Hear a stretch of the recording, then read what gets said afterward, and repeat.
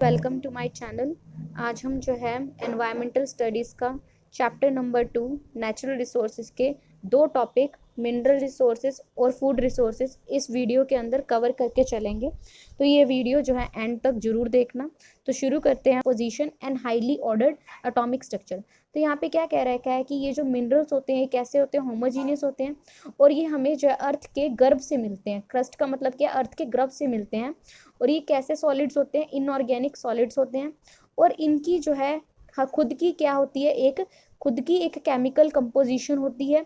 और इनका जो स्ट्रक्चर की अगर मैं बात करूँ मिनरल्स के, तो उनका जो स्ट्रक्चर होता है वो कैसा होता है, हाईली ऑर्डर्ड एटॉमिक स्ट्रक्चर होता है। यानी कि इसमें जो एटम्स होते हैं इनके वो क्या होते हैं, ऑर्डरली अरेंज्ड होते हैं, लाइन वाइज अरेंज होते हैं। तो मिनरल्स हमें कहाँ से मिलते हैं, मिनरल्स क्या आपके खनिज और मिनरल रिसोर्सेज क्या होती है आपके खनिज संसाधन। ठीक है ना। इनका निर्माण कहाँ से होता है, धरती के गर्भ से होता है। और आप ये भी कह सकते हो इनका निर्माण धरती के गर्भ में हो रही रासायनिक क्रियाओं से हुआ है। ठीक है।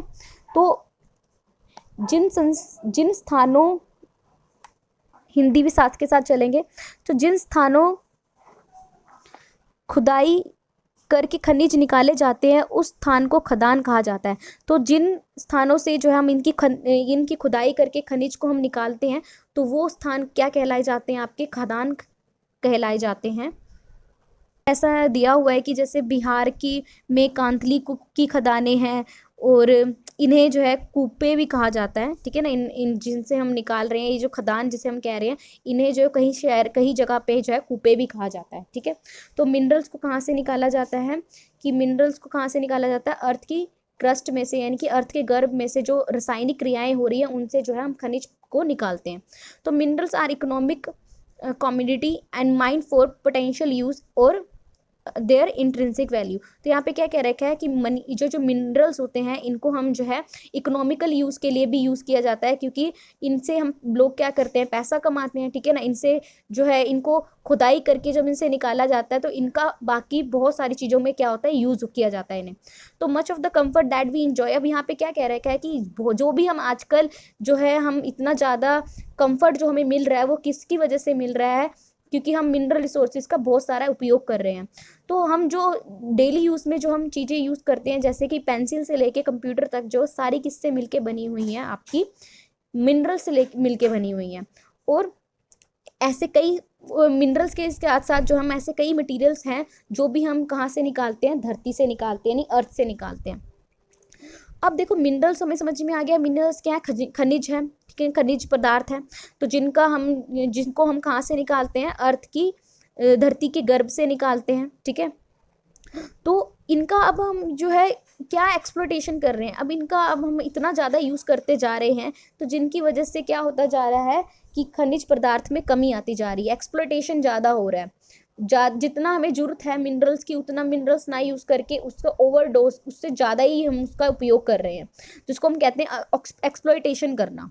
ठीक है। तो मिनरल्स कैसी होती हैं, मिनरल्स जो है या तो मेटेलिक होंगी या कैसी होंगी, आपकी नॉन मेटेलिक होंगी। तो कुछ मिनरल्स यहाँ पे दी हुई हैं और उसके यूजेस भी लिखे हुए हैं। जैसे एल्यूमिनियम भी एक मिनरल है। एल्यूमिनियम तो आप हर जगह देखते हो कि जितने भी आपकी वायरिंग होती है या कुछ मटीरियल्स होते हैं या यूटेंसिल्स होते हैं, जो आपके घरों में यूटेंसिल्स यूज़ हो रहे हैं किचन के अंदर, वो सारे के सारे जो हैं किससे मिले हुए हैं, आपके एल्यूमिनियम से मिलके बनते हैं। ट्रांसपोर्ट व्हीकल्स में भी एल्यूमिनियम का यूज़ होता है। तो क्रोमियम है, क्रोमियम जो है उसके स्टील अलॉयज बनते हैं, मेटलर्जी में इसका यूज़ होता है। ऐसी कॉपर है, copper alloys, electrical product, construction, इन सब में यूज़ करते हैं हम कॉपर का। आयरन का हम यूज़ कर रहे हैं हैवी मशीनरी के अंदर, स्टील प्रोडक्शन के अंदर। लेड जो है, लेड से बैटरियां बनाई जाती हैं, जो आपके मोबाइल उसके अंदर जो आपके टीवी के अंदर जो है जो रिमोट्स होते हैं उसकी जो बैटरीज होती हैं वो लेड की होती हैं। ऐसी पेंट्स में हम लेड का यूज़ करते हैं। मैग्नीज जो है वो भी एक तरह का स्टील की तरह काम किया जाता है, अलॉय स्टील की तरह काम करते हैं। मैग्नीज को हम इन्फेक्ट्स की तरह भी हम ट्रीट करते हैं, डिसइंफेक्टेंट्स की तरह हम यूज़ करते हैं। ऐसे ही गोल्ड है, गोल्ड तो आपने देखा होगा, आप ज्वेलरीज बनाते हो। ठीक है। और क्या है, यहाँ पे सिल्वर है। सिल्वर को हम कहाँ यूज़ करते हैं, फोटोग्राफिक में, इलेक्ट्रॉनिक ज्वेलरी में। थोरियम है, न्यूक्लियर बॉम्ब थोरियम से बनता है। जो भी न्यूक्लियर बॉम्ब्स होते हैं इतने खतरनाक, वो सारे किससे मिलके बनते हैं, आपके थोरियम से। और थोरियम यानी कि सारी जितने भी हमारे पास मेटेलिक मिनरल्स हैं, ये हमें कहाँ से मिलती हैं, अर्थ के गर्भ से मिलती हैं, अर्थ क्रस्ट से हमें मिलती हैं। ऐसी निकल हो गया, जिंक हो गया, जिंक को हम सोल्डरिंग में यूज़ करते हैं। यूरेनियम है, उसका भी हम न्यूक्लियर बॉम्ब्स में या फिर इलेक्ट्रिसिटी जनरेट करने में हम यूज़ करते हैं। तो इन सब के आपको नाम यूज पता होने चाहिए और इनके मेजर यूजेस पता होने चाहिए। ऐसी नॉन मेटेलिक मिनरल्स हैं, जैसे सबसे पहले है एस्बेस्टोस। इसका यूज़ कहाँ करते हैं, हम रूफिंग में करते हैं, ठीक है, इंस्टॉलेशंस में यूज़ करते हैं, सिरेमिक्स में, टेक्सटाइल में। ऐसी लाइमस्टोन है, इसका यूज़ हम कहाँ करते हैं, अब आपने देखा होगा घरों में जो है आप वो करवाते हो, पत्थर पुत्थर लगवाते हो, तो दैट इज़ आल्सो लाइमस्टोन, ठीक है ना। तो बिल्डिंग स्टोन, सीमेंट इंडस्ट्री में हम लाइमस्टोन का यूज़ करते हैं। जिप्सन है, जिप्सन का यूज़ कहाँ करोगे आप, एग्रीकल्चर में किया जाता है, या फिर used in plaster wall board, इसमें किया जाता है। उसके बाद है सल्फर। सल्फर का यूज़ सबसे ज़्यादा जो हमारा होता है ना, फर्टिलाइज़र में होता है, ठीक है। उसके बाद आयरन और स्टील इंडस्ट्री भी सल्फर का यूज़ कर। जो हमने लिखे हैं बच्चे, आपको हिंदी वाले बच्चे हैं जो हिंदी में भी लिख के आओगे पेपर में, तो हिंदी में कैसे लिख के आओगे, कोयला। कोयला क्या है, ये भी मिनरल है, ठीक है ना। तो कोयला का यूज़ होता है, धानों में यूज़ किया जाता है या बिजली में किया जाता है। पेट्रोलियम पदार्थ हैं जितने भी आपके, डीजल, पेट्रोलियम, ये सारे किस में यूज़ होंगे, ये भी आपके क्या है, फ्यूल मिनरल है, ठीक है। इसको कहते हैं ईंधन खनिज, ठीक है। उसके बाद है प्राकृतिक गैस, जैसे कि ऊर्जा के स्रोत, इनमें यूज़ किया जाता है। उसके बाद मेटेलिक मिनरल को आप हिंदी में क्या कहते हो, मेटेलिक मिनरल को धात्विक खनिज, ठीक है ना। इसमें क्या है, तांबा। तांबा का हमने देख लिया, बर्तन वगैरह में हम यूज़ करते हैं। ऐसे ही क्रोमियम। क्रोमियम जो मैंने आपको बता ही दिया है कि स्टील में, रसायन में, या कपड़ा चमड़ा, इन सब में जो हम यूज़ करते हैं क्रोमियम का। सोना, मैंने आपको आभूषण, जो गोल्ड क्या है उसको हम सोना कहते हैं हिंदी में, ठीक है ना। आभूषण में या फिर इलेक्ट्रॉनिक, इन चीज़ों में यूज़ किया जाता है। Uranium, titanium. टिटेनियम कहाँ यूज़ होता है बच्चे, ये हवाई जहाज में यूज़ होता है। ऐसी टिन है, टिन जो है वो कहाँ यूज़ होता है, आपका टिन की प्लेट्स बनती हैं, ठीक है ना। टांका वगैरह लगाना होता है तो उसमें टिन यूज़ होता है। ऐसी जिंक। जिंक मैंने आपको बता दिया है कि ये भी टांका लगाने में, और साथ साथ जो भी रासायनिक क्रियाएं होती हैं उसमें हम जो है जिंक का यूज़ करते हैं। चांदी भी आप आभूषण के तौर पे पहनते हो। तो ये सारे के सारे क्या हैं, आपके मेटेलिक मिनरल हैं। उसके बाद बॉक्साइट हो गया, वो भी क्या है आपके, इसमें वायुयान में यूज़ होता है, ठीक है। लोहा। लोहा के हमें पता है मशीनें बनती हैं लोहा की। लोहा और भी कितनी भी सारी चीज़ें हैं, कृषि उपकरण में यूज़ होगा। तो इन सब के हमें यूज पता होने चाहिए। गेलेना, ये भी क्या है, मिश्र धातु, केबल, रंग रोगन, ठीक है ना। रबर, गैस, बैटरी, इन सब में जो है सीसा का यूज़ होता है। ऐसी मैग्नीज है। मैग्नीज का यूज़ कहाँ करते हैं हम, ब्लीचिंग पाउडर में यूज़ करते हैं, बैटरीज में यूज़ करते हैं। रेडियम है। रेडियम का यूज़ हम कहाँ यूज़ करते हैं, रेडियोग्राफी में हम यूज़ करते हैं, चिकित्सा में हम रेडियम का यूज़ करते हैं। उसके बाद है निकल। निकल की तो काफ़ी धातुएं जो है निकल की बनी हुई हैं, ठीक है। तो ये कैसी हैं आपकी। ऐसी नॉन मेटेलिक में हमने अभी जो डिस्कस किया था हिंदी में, नमक। नमक जैसे ग्लास है। उसके बाद है संगमरमर। संगमरमर भवन बनाने के लिए आप कहते हैं ना, संगमरमर का बना हुआ है, ठीक है ना। तो दैट इज़ लाइमस्टोन बेसिकली, जो हमने इंग्लिश में डिस्कस किया था। फॉस्फेट है, वो भी रासायनिक क्रियाओं में यूज़ होता है, ठीक है ना। सल्फर। सल्फर मैंने अभी आपको डिस्कस कर दिया, इसको हिंदी में गंधक कहते हैं, ठीक है ना। तो इसका यूज़ जो है वो कहाँ पे होता है, आपका लोहा या फिर इस्पात उद्योग में यूज़ होता है इसका। तो सल्फर का मैंने आपको बताया था एग्रीकल्चर में भी यूज़ होता है, ठीक है ना। ऐसी नमक हो गया। उसके बाद फील्ड्सफर, इसका यूज़ कहाँ करते हैं, मृत्तिकीय शिल्प में करते हैं। तो अब ये तो हमें पता लग गया कि यूजेस हमने पढ़ लिया, अब इसके एक्सप्लोटेशन हम पढ़ लेते हैं, ठीक है। तो यहाँ पे मैंने आपको बता ही दिया है कि जिस हिसाब से जो है हम खनिज पदार्थों का यूज़ करते आ रहे हैं, तो मनुष्य 200 से अधिक खनिज पदार्थों का उपयोग करके अपनी आर्थिक ताकत व परमाणु शक्ति को बढ़ा रहा है, ठीक है ना। क्योंकि खनिज पदार्थ में हमने देखा था न्यूक्लियर बॉम्ब भी हम बना सकते हैं खनिज मिनरल्स की मदद से। तो वो जो है, क्योंकि मिनरल्स जैसे हमें कुछ ऐसे हैं, जैसे थोरियम है, इनका यूज़ हम न्यूक्लियर बॉम्ब्स में करते हैं। तो वो थोरियम क्या है, आपका खनिज पदार्थ है। तो हम मनुष्य क्या करता जा रहा है, बार बार इनका यूज़ करके जो है अपनी आर्थिक व्यवस्था भी सुधार रहा है और परमाणु शक्ति को भी बढ़ा रहा है। तो भारत में लगभग जो है 3000 के करीब खदानें हैं, ठीक है ना। 3,000 खदानें हैं जिसमें से हम मिनरल्स को निकालते हैं। तो इन खदानों में 80 प्रकार के खनिज प्राप्त किए गए हैं। तो कितने? 80 प्रकार के खनिज, ठीक है ना। तो हमने अभी पढ़े। तो इनका जो वार्षिक मूल्य की अगर मैं बात करूँ तो 55 करोड़ के आसपास है। और भारत के लगभग सभी उद्यानों में खनिज का यूज़ किया जाता है, प्रयोग किया जाता है। और भारत के करीब 10 लाख लोग सीधे तौर पर खनन कार्यों में लगे हुए हैं, यानी कि एक्सट्रैक्ट करने में, मिनरल्स निकालने में लगे हुए हैं। तो बल्कि हम इसका यूज़ करने के अलावा भी हम क्या करते जा रहे हैं, इसका एक्सप्लोटेशन करते जा रहे हैं। हम बार बार इसका काफ़ी यूज़ करते हैं काफ़ी चीज़ों में, तो काफ़ी एक्सप्लोटेशन हो रहा है। तो अब हम नेक्स्ट देखते हैं इसका environmental impact of extracting and using mineral resources. अब एनवायरमेंट के ऊपर क्या इम्पैक्ट पड़ता है इसका, ठीक है। तो एनवायरमेंट के ऊपर क्या इफेक्ट करता है? द माइनिंग एंड, देख लेते हैं, हिंदी इंग्लिश दोनों में पढ़ेंगे। The mining and processing of mineral resources have negative effect on land, water, air and living organism. क्या कह रखा है कि जो माइनिंग हम करते हैं, खुदाई हम करते हैं ना, तो उसकी वजह से जो है बहुत ज़्यादा जो है हार्मफुल इफेक्ट या नेगेटिव इफेक्ट जो है हमारी लैंड, वाटर, एयर और लिविंग ऑर्गेनिज्म पे हो रहा है। तो इसकी वजह से ये भी कह सकते हैं they have social impact because of the increase demand for housing service in mining areas. तो यहाँ पे क्या कह रखा है कि इस तरह से जो है इनका जो है सोशल इम्पैक्ट जो है, मतलब जो सोशल मतलब सोसाइटी पे भी बहुत इम्पैक्ट पड़ रहा है। क्यों इम्पैक्ट पड़ रहा है? क्योंकि हम जो है हमें घरों में भी जो है इसकी जो डिमांड है, मिनरल्स की, खनिज की डिमांड जो है वो बढ़ती जा रही है घरों में भी, ठीक है ना।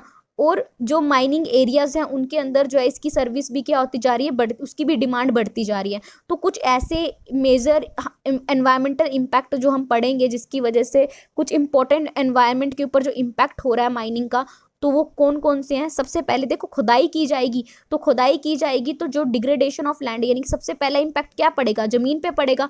तो हमारी लैंड क्या हो जाएगी? वो क्या हो जाएगी? बर्बाद हो जाएगी, ठीक है ना। उसकी क्वालिटी डिक्रीज होती जाएगी, ठीक है ना।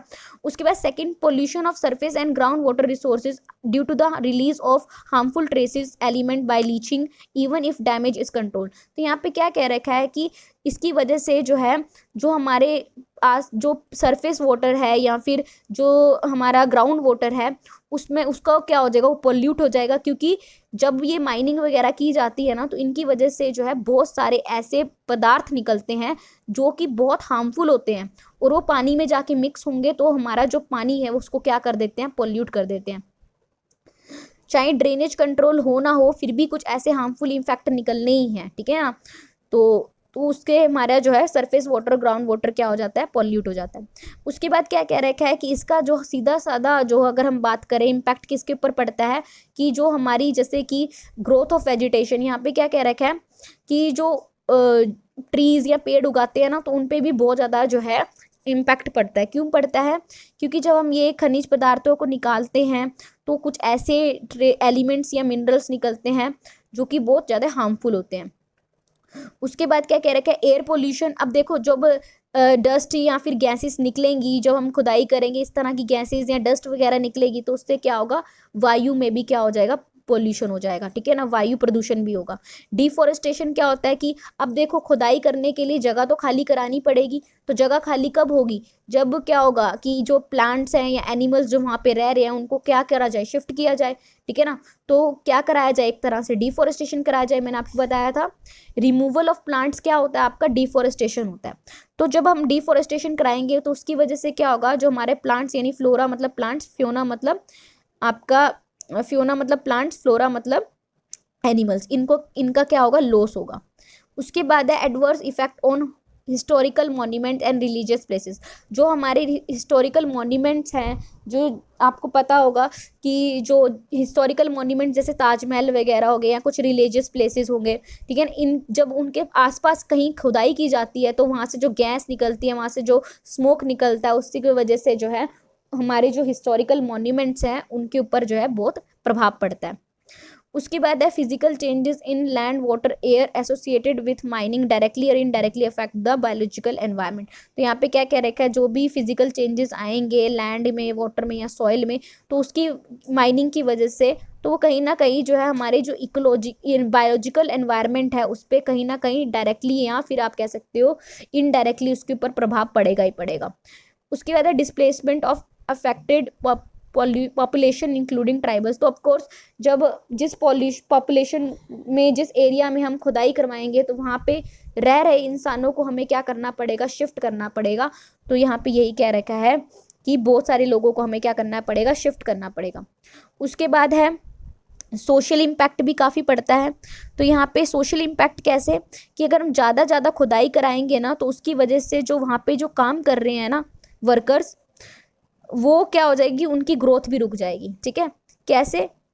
क्योंकि जब वो काम कर रहे हैं, खुदाई कर रहे हैं, तो वहाँ पे जो आसपास जो वर्कर्स उनके एरिया में जो काम कर रहे हैं या फिर जो लोग हैं उनके साथ क्या होगा, stress on local service such as water supply, sewage, solid waste disposal, schooling, housing. तो उनको जो है किस तरह का स्ट्रेस रहेगा कि लोकल सर्विसेज का स्ट्रेस रहेगा कि हाँ भी कि पानी की हमें बिल्कुल मिलेगा कि नहीं मिलेगा, सीवेज सही रहेगा कि नहीं है, सॉलिड वेस्ट सही है कि नहीं, स्कूलिंग, हाउसिंग कि मेरे बच्चों की स्कूलिंग अच्छी से होगी कि नहीं, हाउसिंग, घर वगैरह ठीक रहेगा कि नहीं। तो इस तरह से लोकल स्ट्रेस जो है किसको मिलेगा, वर्कर्स को जो वहाँ पे काम कर रहे हैं।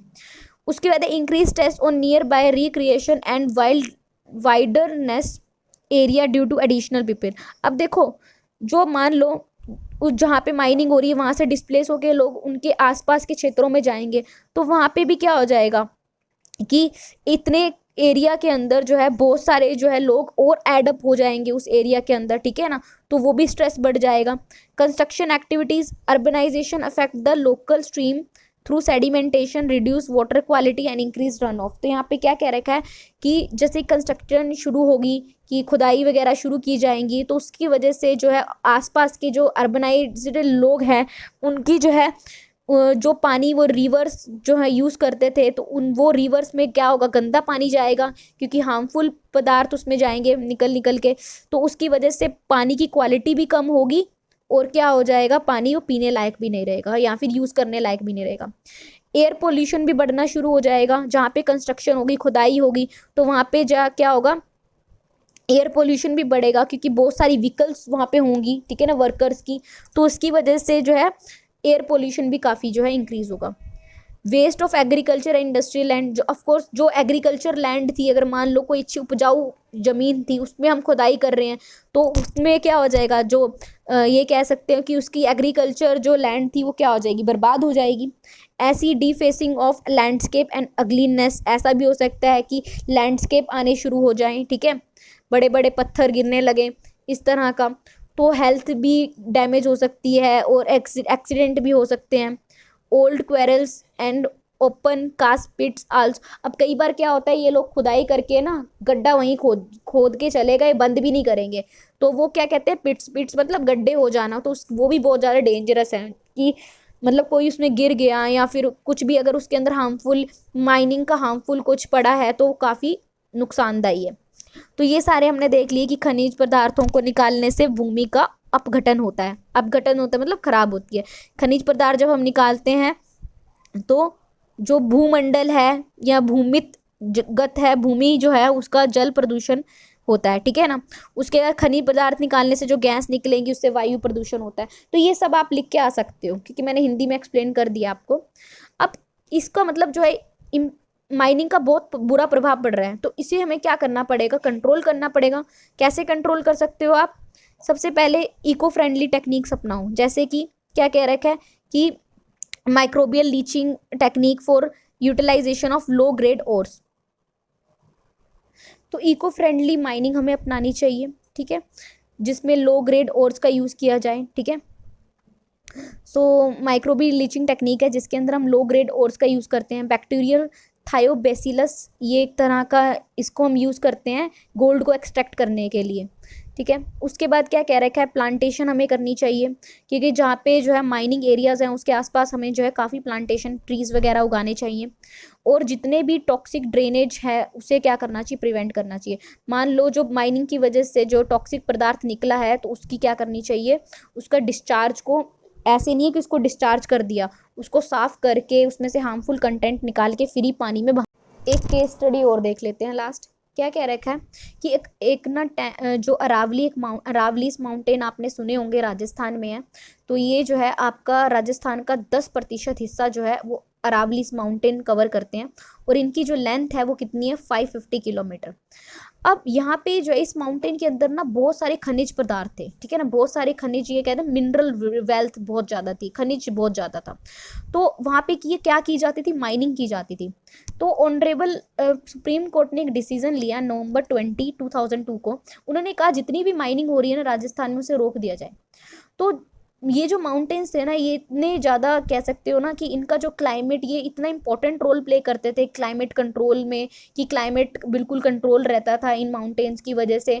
और क्योंकि ग्रीनरी ज़्यादा थी माउंटेन्स, मतलब उस टाइम पे क्लाइमेट कंट्रोल करना, या फिर जो सीजनल स्ट्रीम्स ओरिजिनेट, या फिर आप कह सकते हो ना जैसे बारिश वगैरह आती थी, तो ये एक तरह का एक अच्छा ड्रेनेज सिस्टम, सब कुछ उस रीजन में बहुत अच्छा था। पर जैसे ही माइनिंग करते करते करते इतना एक्सप्लॉइट कर दिया उसे, कि उसकी जो ज़मीन है, उसका वाटर जो है, और जो फॉरेस्ट एरिया है, वो इतना ज़्यादा अफेक्ट हुआ माइनिंग की वजह से। और अब ऐसा हो गया है कि mining leads to water depletion in the wells of farmer and also destroy their fertile land. तो माइनिंग की वजह से क्या हो गया, पानी की कमी तो हो गई, पानी तो कम हो ही गया, ठीक है ना, वाटर का डिप्लीशन तो हुआ ही, जो फार्मर्स को वाटर चाहिए था उतना तो अब मिल नहीं पाया, क्योंकि सारा पॉल्यूट हो चुका है। और इसके साथ साथ जो उनकी अच्छी खासी फर्टाइल लैंड थी, जो माइनिंग के लिए यूज़ की गई थी, उससे क्या हो गया, वो भी काफ़ी डिस्ट्रॉय हो गई। तो इस करके जो है फार्मर्स को आगे क्या किया गया, फोर्स किया गया कि तुम जो है are force to join mines as daily wage earners. तो अब उनको ऐसा कर दिया जाता है कि फार्मर्स को अब जो है माइन खनिज में काम करने के लिए फोर्स किया जाता है। और उन्हें कहा जाता है कि तुम्हें जो है डेली का जो तुम्हारा बनता है ना, डेली अर्निंग हम तुम्हें दे दिया करेंगे, पर तुम कहाँ काम करो, माइंस में काम करो। अब देख रहे हो कि अच्छा, जो फार्मर्स जो पहले खुद वो फर्टाइल मतलब क्रॉप्स वगैरह उगाते थे, अब उन्हें फोर्स करा जा रहा है कि वो माइंस में काम करें डेली वेजेस में, क्योंकि अब जो उनकी एग्रीकल्चर लैंड है वही इतनी पॉल्यूट हो चुकी है। तो अब वहाँ पे काम करने का तो कुछ है ही नहीं, क्योंकि वहाँ पे उपजाऊ ही नहीं रही जब सॉइल, तो काम क्या करेंगे वो। तो this is all about mineral resources. अगले लेक्चर में हम, सेकंड लेक्चर में हम फूड रिसोर्सेज कवर करके चलेंगे। अभी के लिए इतना ही। Thank you so much.